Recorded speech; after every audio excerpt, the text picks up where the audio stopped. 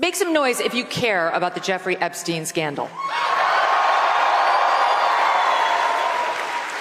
Raise your hand if it matters a lot to you. Raise your hand.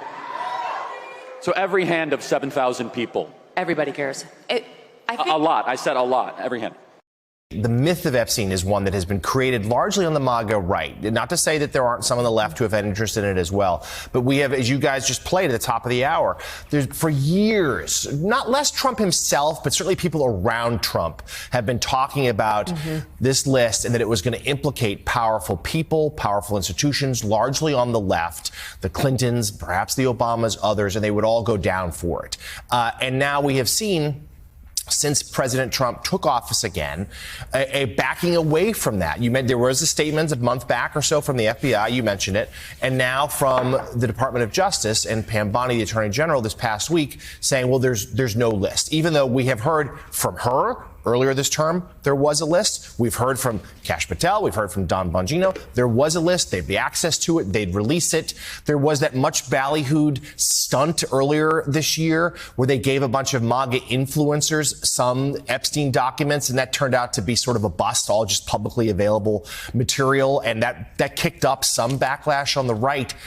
And now a real fury here in the last few days. And this is what's interesting about this. Do we know what the actual Epstein list is? Or even if there is a list? No, we do not. But what we do know is this is a rare moment, a very rare moment, where there is a real fracture in the president's base. And some of his most ardent supporters, we just played some of them at the Turning Point conference, but there are other social media influencers like Benny Johnson and the like who took to Twitter X over the weekend, really trashing President Trump, which we never see before, accusing him of hiding things, accusing him of not being honest about this list. And Trump's efforts to try to quell this storm, his Truth Social post, nearly 1,000 words over the weekend, did exactly the opposite. I mean, Truth Social, let's remember, this is a Donald Trump created and owned platform.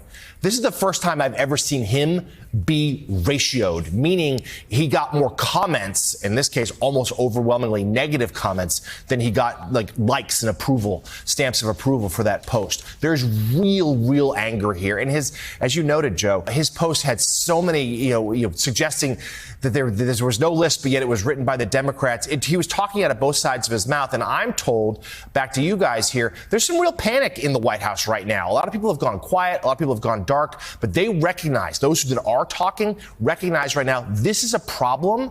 It's a first time they've had a problem like this, and they don't think it's going to go away anytime soon.